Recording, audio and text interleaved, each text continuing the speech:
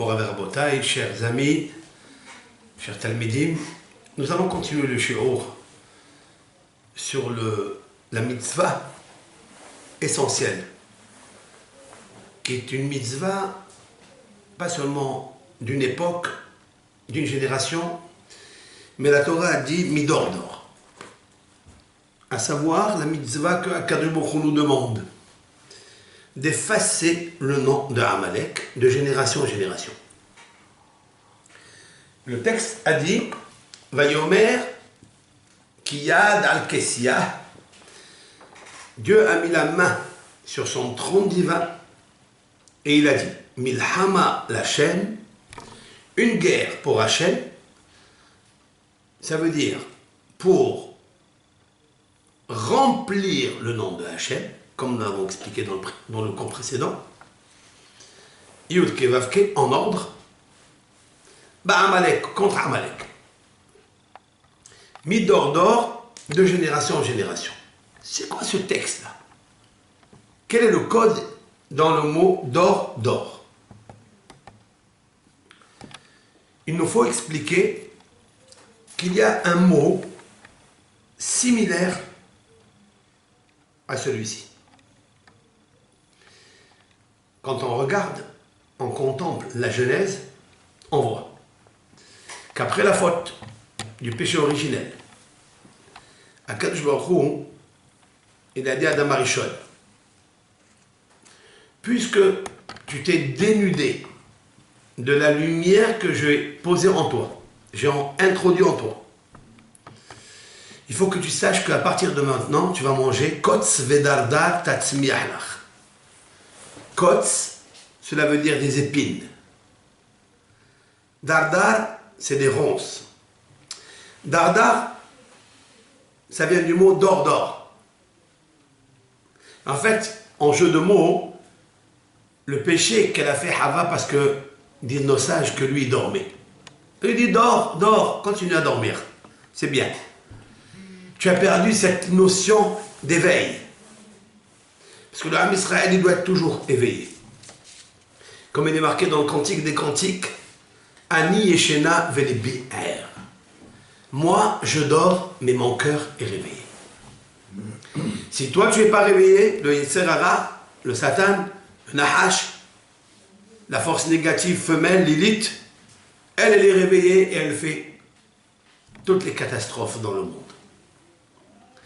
C'est la raison pour laquelle, à partir du moment où tu as enlevé la négligence,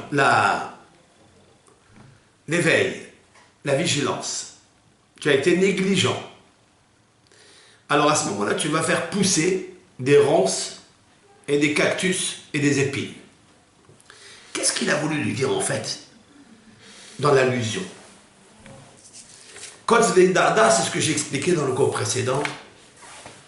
Ce sont les difficultés qu'une personne a à comprendre pourquoi il est venu dans ce monde. Il y a toujours une épine à l'intérieur de lui pour laquelle l'homme est venu dans ce monde pour la tailler, pour la déraciner de son cœur. Et chaque être humain est venu dans ce monde pour enlever cette épine. Il y a dans le domaine de l'argent, il y a qui sont très attachés à l'argent. C'est la raison pour laquelle Dieu il a dit tu aimeras l'Éternel ton Dieu dans le Kriyat Shema. Tu aimeras l'Éternel de tout ton cœur, de toute ton âme et de tous tes moyens. Pourquoi? Si on l'aime déjà de toute ton âme, à plus forte raison de tous ses moyens. Si un homme il est prêt à donner son âme pour Dieu, à plus forte raison qu'il donnerait ses moyens pour Dieu. Amar Rabbi Ishmael, vient le grand docteur de la Mishnah, Rabbi Ishmael, et il dit, non, il y a des personnes qui aiment Akadosh Baruch Hu de toute leur âme, mais pas de toute leur argent. Parce que Haviv Adam, Alav Mamono, son argent, c'est quelque chose qui est dans son sang, qui est Adam ou Nafesh. Dam, c'est le sang, mais en termes de Mishnah, Dam, c'est aussi Damim, ce sont les moyens, c'est l'argent. C'est normal. Un homme, il travaille, il peine, il transpire, il donne, j'allais dire, sa vie, son sang, pour gagner sa parnassa, pour... Il y a qui se mettent en danger. Et on te dit, quand même, tu dois servir quelqu'un de l'autre. L'argent, le dam, c'est-à-dire le sang, qui est aussi damim, en termes de Mishnah, l'argent, le Talmud dit qu'un homme qui prend à son camarade, à un père de famille, il lui prend prouta, c'est-à-dire même pas 1 euro, qui illu notel et nafsho et nefesh banav. C'est comme s'il a pris son âme, il lui a arraché son âme et l'âme de ses enfants. Qu'est-ce que ça veut dire? Cela veut dire que le dam, c'est-à-dire l'argent, elle est le nefesh, elle est le sang de l'homme. Alors un homme, il est attaché à ça. Il peut tout faire, il peut tout consacrer, il peut vous rendre service. Mais il a un Yetzer-Hara pour lequel il est venu dans ce monde réparé.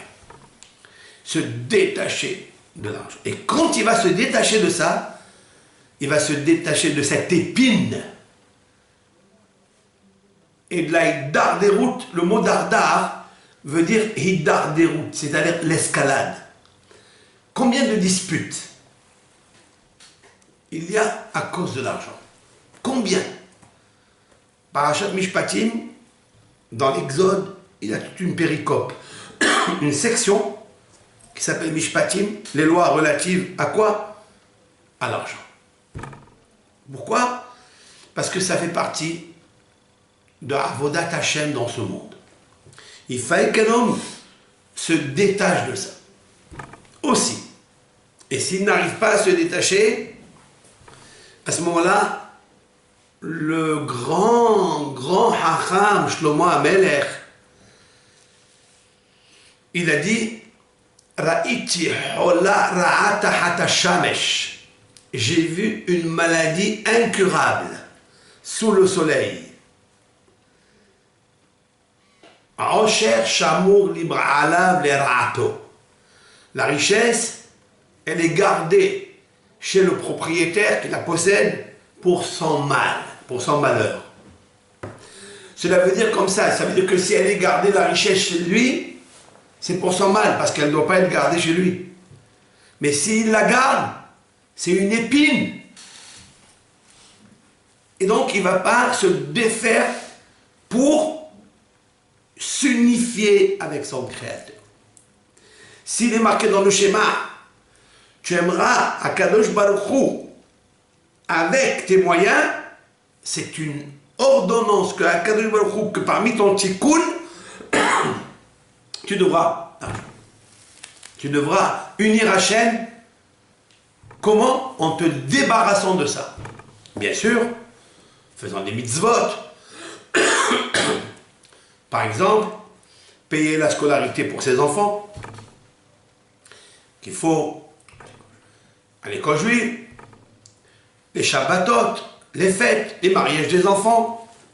Et comme je dis toujours, la tzedaka, elle doit se faire toujours d'abord avec sa famille. Et après, avec les autres. Pourquoi? Mais besarcha al tit'alam. Il ne faut jamais retirer, fermer les yeux de tout ton entourage. Et des fois, ils ont besoin. Donc, tu dois les aider d'abord. Et si quelqu'un, par exemple, il n'arrive pas à les aider, il va aider quelqu'un d'autre, parce que de cette personne tierce, il va recevoir des honneurs, il va recevoir une couronne, il va recevoir un remerciement, des compliments, une flatterie. Eh bien, il faut savoir que c'est là où est son problème. Et pour cela, il est venu dans ce monde comme mission. Ça aussi, c'est une épine. Et c'est ça que la Kémoukou dit à Adam Arishon. À partir du moment où tu as coupé le lien avec moi, cela veut dire que tu as coupé le kécher, le lien avec moi. Donc tu as déplacé les lettres du mot kécher en lettres qui font sheker, qui est le mensonge. Tu n'es plus attaché à moi, et dès lors que tu n'es plus attaché à moi, c'est une épine pour toi. Et c'est kots, c'est l'épine. Vedarda, cela veut dire hiddarderut. C'est l'escalade. Tu ne sais pas où tu vas aller. Donc, il est toujours temps de changer. Ça, c'est pour le... Et j'ai expliqué ce matin. Il y a qui ont, par exemple, le kaas, la colère. Tu as dit un mot, je dis trois. Et ça, c'est, comme on l'a expliqué dans le premier cours, rive, c'est une dispute masculine. Et meriva, qui veut dire une dispute féminine. On a ajouté deux lettres, même he, ma. Un grand homme, comme Abraham, comme Moshe, Rabbeinu Aaron, quand ils veulent quand il y a une dispute, il la laisse au statut de rive. Tu dis un mot, je dis un mot, on se calme. Mais si on ajoute des paroles et on alimente la mahloquette, alors à ce moment-là, on a perdu ma. On a perdu deux lettres qui sont très importantes. Ma, c'est la valeur numérique Adam, l'homme.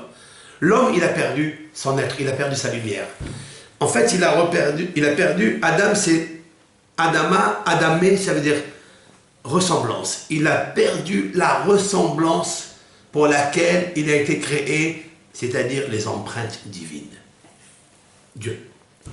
Comme il est marqué, Naase Adam. On a vu chez Abraham Avinu que lorsque les bergers d'Abraham et les bergers de Lot se mirent à se disputer. Pourquoi ils se disputaient? Ça c'est mon terrain, l'autre c'est ton terrain. Ils ont commencé à avoir des histoires. La Torah dit la chose suivante. Vaïriv ben Roé Avram ou ben Roé Lot. Il y a une dispute entre les bergers de Abraham et les bergers de Lot. Abraham s'est rendu compte, il vient chez Lot, qui est son neveu. Abraham, c'est lui, le boss. C'est à lui qu'appartient la richesse, la terre, puisque Dieu lui donne. Et Abraham, avec toute humilité, avec toute cette achna, cette soumission, il vient voir son neveu et lui dit « Alna tehi meriva beni ubener » S'il te plaît, qu'il n'y ait pas de dispute entre moi et toi. Qu'est-ce que ça veut dire? Il est marqué plus haut, rive. Il y avait une dispute au terme masculin. Ça veut dire, c'est une petite dispute, mais elle peut engendrer encore une autre dispute. Elle va être féminine, celle-là. Et Abraham de lui dire à l'autre, s'il te plaît, qu'on n'ajoute pas sur rive, qu'on n'ajoute pas le même élevé pour que ça fasse une dispute féminine qui va accoucher d'autres et d'autres et d'autres histoires. Mon cher Rabbeinu, à cause du peuple d'Israël, il a perdu le mérite de rentrer en terre sainte. Comme il est marqué, Al-Rif Bene Israël, Al-Me Meriva. À cause de la dispute des Béné Israël sur les eaux de Meriva. Les eaux de Meriva, cela veut dire quoi? Hachem a dit à Moshe de parler au rocher et Moshe a frappé. Moshe a frappé, alors il n'a pas écouté Dieu. Oui, il a écouté Dieu. Mais étant donné qu'il y avait une dispute, que le peuple d'Israël s'est insurgé, on n'a pas d'eau. Moshe Rabbeinu étant celui qui est comme la nourrice du peuple d'Israël, eh bien Moshe Rabbeinu il va perdre à cause d'eux, et il va leur pardonner à la fin. Ça c'est un grand homme. Je vais encore ajouter quelque chose, avant de rentrer dans le vif du sujet d'aujourd'hui. Il est marqué comme ça. Il y a un sage, Hacham, qui a dit « Chokhma kanita ma hasarta » Chokhma hasarta ma kanita. J'explique. Si un homme, une femme, acquiert la sagesse Chokhma kanita, tu acquiers, Ma hasarta, qu'est-ce que tu as manqué? Au contraire, tu as bénéficié de la sagesse. Alors, ma hasarta, qu'est-ce que tu as perdu? Mais, ma hasarta, mais si la sagesse tu as manqué, tu t'es privé. Ma kanita, alors qu'est-ce que tu as appris? Il a expliqué de la sorte. Lorsqu'on se dispute, l'un avec l'autre, parce que nous voulons régler ce problème de dispute de mahloket pour arriver à Purim. Parce qu'à Purim, il y a une mitzvah essentielle du jour, c'est de donner un cadeau l'un à l'autre. Matanot ish les re'ehu. Donner des cadeaux l'un à l'autre pour augmenter la joie. Pourquoi il y a eu cette mitzvah à Purim? Parce que, comme j'ai expliqué tout à l'heure, que Haman, il a vu que le peuple d'Israël se disputait. Et qu'il y avait la haine entre eux. Il a dit, je profite de cela pour poser dessus une sentence céleste. Parce que Dieu n'aime pas les disputes. La dispute, elle s'appelle en hébreu mahloket. Mahloket. Mahloket. Dispute. Qu'est-ce que ça veut dire? Qu'est-ce qu'elle fait cette dispute? Lorsqu'il y a une mahloket, là, ça, même. Ça, c'est tal. Met. La mort. La mort de quoi? Helek. Tu as perdu une part. Met helek. Il y a une part de la beracha, de la bénédiction. Tu as perdu le fait que tu sois helek Hashem Amo. Tu as perdu d'être une partie de Hashem. Parce que Akadosh Baruch Hu s'appelle Shalom. Et le peuple d'Israël, Hashem Yivarech et Amo Bashalom. Le peuple d'Israël a été béni par la paix. Lorsqu'il y a la dispute, la querelle, la scission entre le peuple d'Israël, alors à ce moment-là, mahloket, met, helek, tu as tué une partie de la beracha. Alors on dit comme ça, quand il y a une dispute entre deux personnes, Chokhma kanita, si tu as la sagesse, ma hazarda, cela veut dire, tu te tais. Lui il a dit un mot, toi tu as dit un mot, tu te tais. À ce moment-là, ça restera dans le statut de rive, au masculin. Et tu as privé de rive, même ma. Ça veut dire que tu n'as pas ajouté une puissance à la dispute, à la querelle, celle qui va engendrer d'autres querelles. Et des fois, pour toute une vie, malheureusement. Ça, c'est Chokhma Kanita. Mais Im Chokhma Hasarta. Si tu n'as pas de sagesse, il te manque, tu as une restriction de sagesse pendant la dispute, lui il dit un mot, toi tu dis trois, alors ma Kanita. Au lieu que ça reste au statut de rive, ça va aller à Meriva, ça va augmenter, c'est une catastrophe. Pourquoi je parle de ça?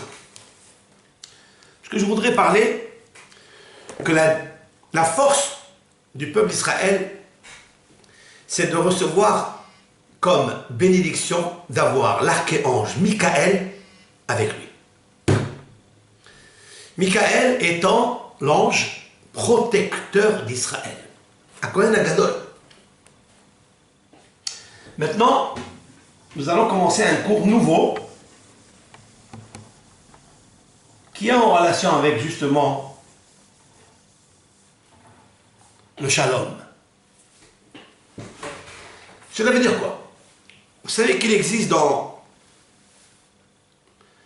le Raziel HaMalach, c'est un ange qui a enseigné la Torah à Adam Arishon.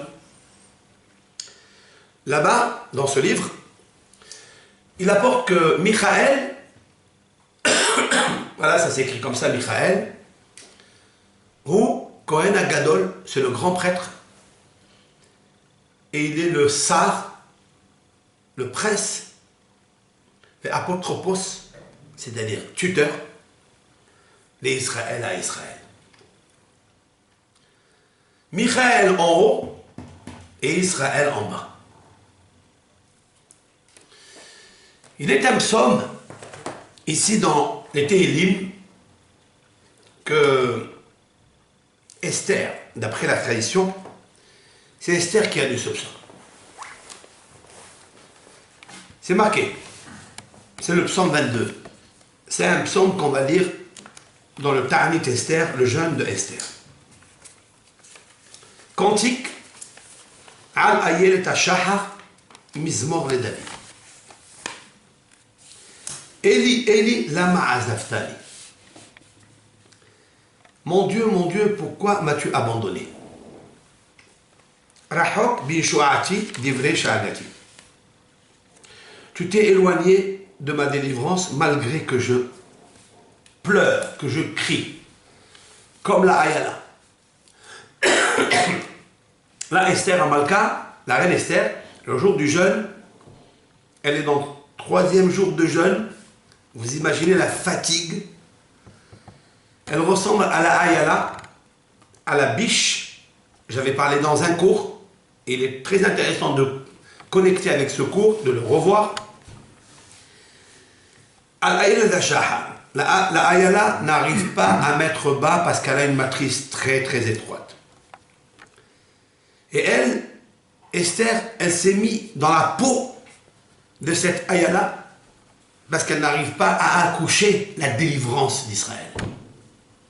Il y a une Gézéra, le jour de Purim.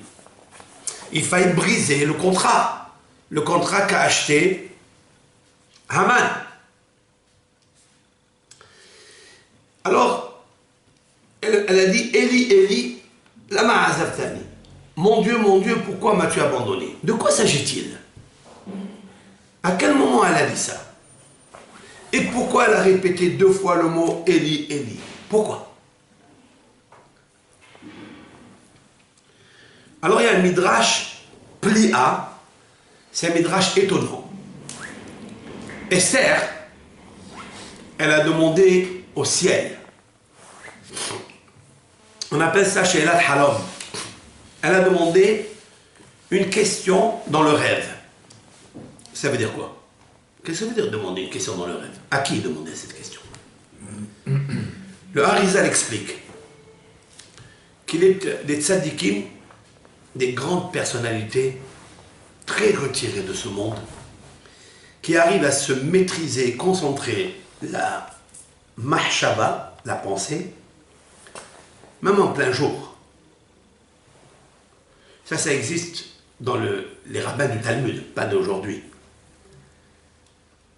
À plus forte raison, Esther, qui était une prophétesse, une reine, se concentrer la nuit et se débarrasser de toutes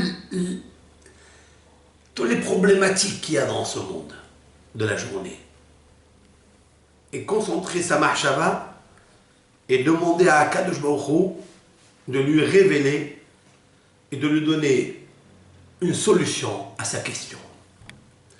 Elle a demandé à Akadosh Baruch Hu, dans le rêve, Dieu, Hachem, pourquoi le peuple d'Israël a été condamné à extermination?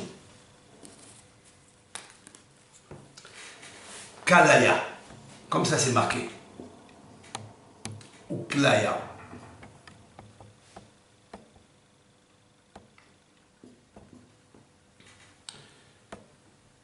Pourquoi le peuple d'Israël a été condamné par Ahashverosh et Haman d'exterminer, comme il est marqué, les Hashmid, l'Aharog, ou l'Abed et Kol HaYehudim. Ça veut dire quoi? C'est une Gézéra qu'on n'a jamais vue. Et Mahshemo, Hitler, affra les poumets du sable dans sa bouche. qu'il soit effacé son nom à jamais, comme le nom de Amalek. Il a voulu faire ça aussi. Alors il dit, comment ça se fait? On n'a jamais vu une chose pareille. D'exterminer les Hashmides, la Harog, les hommes, les vieux, les jeunes, les femmes, les enfants. Beyom Ehad, un seul jour, en un jour. Pourquoi? Alors il lui a répondu dans le ciel, mi péné, parce que Naassou, Israël, parce que Israël est devenu Mach Verash. Mach, cela veut dire pauvre, et Rash, humilié. Je reprends la question. Pourquoi le peuple d'Israël demande Esther à Hachem? Ils ont été condamnés à être exterminés totalement, qu'il ne reste plus rien. Ça veut dire ce que nous voulons faire à Amalek. Eux, Haman, il a voulu renverser les choses. Alors il lui a répondu, tu sais pourquoi?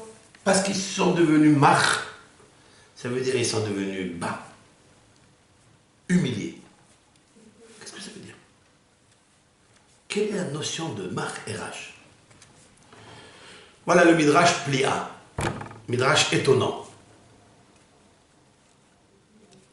Vient un maître qui s'appelle Rabbi Shimshon de Ostropoli, qui a vécu il y a 400 ans.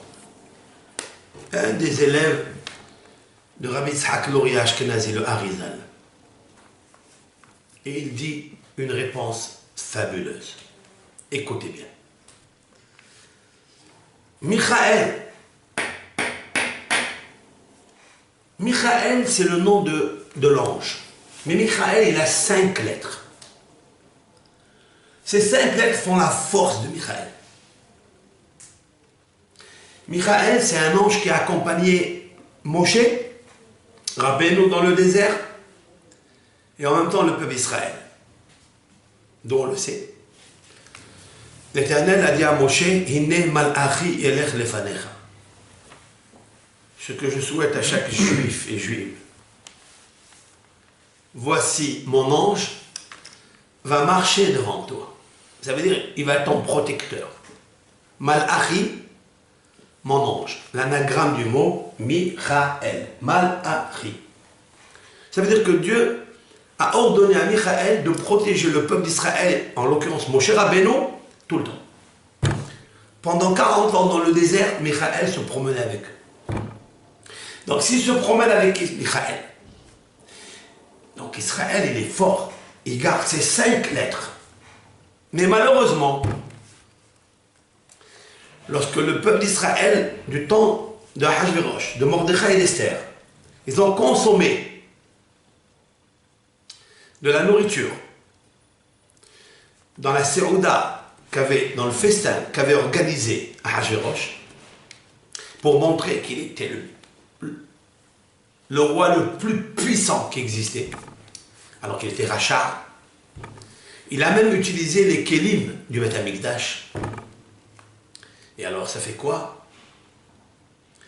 Eh bien il a fait déshonneur à la royauté céleste de Akadosh Baruch. Il a touché à la pupille du peuple d'Israël. Malchut, la royauté de Hachem.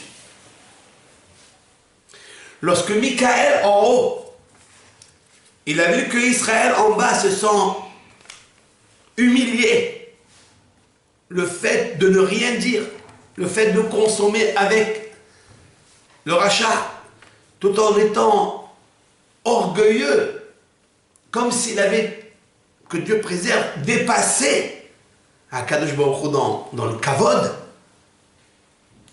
Qu'est-ce qu'il a fait Michaël? Il s'est retiré. Qu'est-ce qu'il a retiré? Il a retiré 3 lettres. Il a retiré le Aleph, il a retiré le Lamed, il a retiré le Yud. Pour montrer s'il te plaît. le Aleph, le Lamed et le Yud, ici. D'accord? Il a retiré le Aleph, le Lamed et le Yud, qui veut dire Eli, mon Dieu. Qu'est-ce qui reste comme lettre? Le Mem et le Chaf. Mar. Mar, ça veut dire écrasé. Et lorsque Michael en haut, il a retiré les lettres de Eli, qui est mon Dieu, Elohim, Eli, alors Israël aussi, les lettres qui forment la Kedusha d'Israël, c'est lesquelles? C'est Aleph, Lamed, Yud, Eli. Eli, Eli. Qu'est-ce qui va rester? Ces deux lettres-là, Rash, pauvre. Vous écoutez? Lorsque Michael a vu qu'on n'a pas honoré Akadosh Baruch Hu, ils ont vu un rachat en train de manger avec les verres, avec les ustensiles saints de consécration, de Beth Amikdash. Ils étaient là, ils disaient rien, ils rigolaient presque. Ils avaient une sorte d'Avodazara, d'idolâtrie. L'idolâtrie et Dieu, l'orgueil et Dieu ne peuvent pas cohabiter ensemble. De la même façon que, dit le Talmud, En Adam Dar Imnahash Bikfifa Ahad. Aucun homme ne peut habiter dans un panier avec un serpent. La même chose, Dieu ne peut pas vivre avec l'orgueilleux, il ne peut pas rester chez l'orgueilleux un instant. Parce que l'orgueilleux va goûter du nahash, du serpent. Lorsque Michael a retiré les lettres qui forment sa force, Eli, cela veut dire je suis le serviteur de mon Dieu. Alors Israël aussi, il a perdu deux lettres, Aleph, Lamed, Yud, il est resté Rash, Mar, Rash. Maintenant on comprend très bien. Ils ont demandé à Esther, pourquoi tu as dit Eli, Eli, lama azaftani?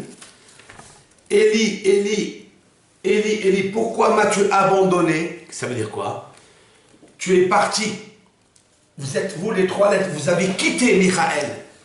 Et les trois lettres de Eli, vous avez quitté Israël. Et la réponse est parce qu'ils sont devenus Mar et Rash, parce qu'ils sont devenus pauvres. Voilà ce qu'explique l'explication de Rav Shimshon de Ostropoli. C'était un grand kabbaliste. Et c'est la raison pour laquelle le peuple d'Israël, quand ils ont perdu la force de Akadosh Baruch Hu, eux-mêmes Israël n'avaient plus les forces, ils sont restés Rash. Ça veut dire Resh. Complètement à plat, pauvre. Ils n'avaient plus de force pour combattre. Et quand on devient bas, on n'a pas la force de la tunique royale de Hachem. Ces trois lettres qui sont une puissance extraordinaire.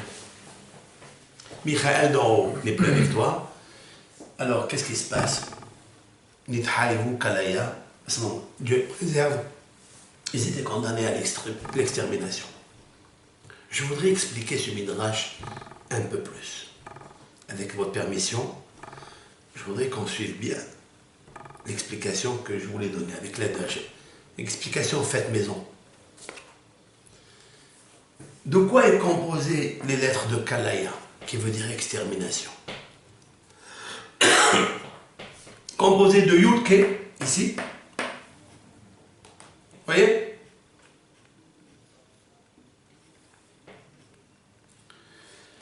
Ces deux lettres vont s'ajouter à deux lettres du nom de Dieu que Amalek a déjà volé. Vous suivrez le cours précédent avec l'aide de Hachem, qu'on va diffuser bientôt. C'est que Amalek, il a déjà pris deux lettres. Je vous le rappelle. Il est marqué que Hachem a juré sur son trône, c'est marqué comme ça, Kiyad la main de Hachem, Yad, c'est-à-dire la justice. Al Kes Ya. Kes Ya. Sur le tronc divin. Et là, on voit qu'il y a quelque chose qui est privé. On ne dit pas le nom de Hachem entier. Et on ne dit pas le trône entier. Kes, il manque un Aleph. Si on ajoute un Aleph, c'est Kissé, la chaise. Vous savez ce que c'est Kissé? C'est une chaise. Donc il manque le Aleph. Et ici, il manque le Vav et le E. 2 lettres encore. Vous comprenez? Voilà 3 lettres qu'on a perdues, qui sont entre les mains de Amalek. Et c'est la raison pour laquelle Dieu ne peut pas rentrer à Jérusalem en haut, tant qu'il n'est pas rentré ici en bas. Et quand est-ce qu'il rentrera ici en bas? Lorsque la royauté de David va se déclarer, va se dévoiler par le Mashiach, c'est ce qu'est nous. Regardez maintenant que dans le temps de Purim, ces 3 lettres n'étaient pas encore récupérées. Si on ajoute que Israël a perdu les 2 noms de Hachem, Eli, avec Michaël et Israël, ils sont devenus pauvres, ils sont devenus humbles, c'est-à-dire écrasés. Ils n'ont plus le nom de Dieu avec eux. C'est fini. C'est la raison pour laquelle, s'il n'y a pas le nom de Dieu, au moins une partie du nom de Dieu, alors Hassan et Shalom, ils auraient été exterminés. Et c'est la raison pour laquelle, qu'Alaya, on ajoute ces 2 lettres à Vavhe, que Amalek, il a déjà pris. Ça fait tout le nom de Dieu, Amalek va le prendre. Le peuple d'Israël ne pouvait rien faire. C'est vrai? Mais regardez Akadosh Baruch Hu, qu'est-ce qu'il a fait? Heureusement qu'il y avait Esther et Mordechai. Ces 2 artistes, acteurs de la libération du peuple d'Israël. Dans Purim, comment on va lire dans la Megillah, comment on va expliquer tout au long de ces semaines avec les 2 Hachem. Dans le Targum Sheni, la Gemara, Esther zo Eshtar. Eshtar, en langue perse, Eshtar s'appelle. Eshtar. Et Mordechai, c'est Mordechai. Pourquoi on l'a appelé Eshtar? Esther, on l'a appelé Eshtar. Avant, elle s'appelait Eshtar, maintenant on l'appelait Esther. Pourquoi? La réponse est comme ça. Vous allez regarder avec moi la grandeur de la Torah, la beauté de la Torah. La Torah, elle est magnifique. Et chaque lettre qui a été écrite dans la Megillah, ça a été écrit par l'esprit de Hachem, divin.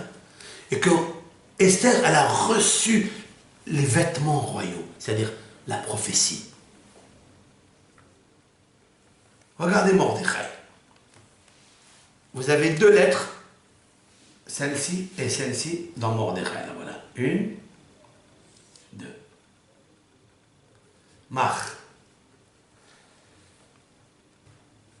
Et dans Eshtar, vous avez le Shi et le Resh. Rash.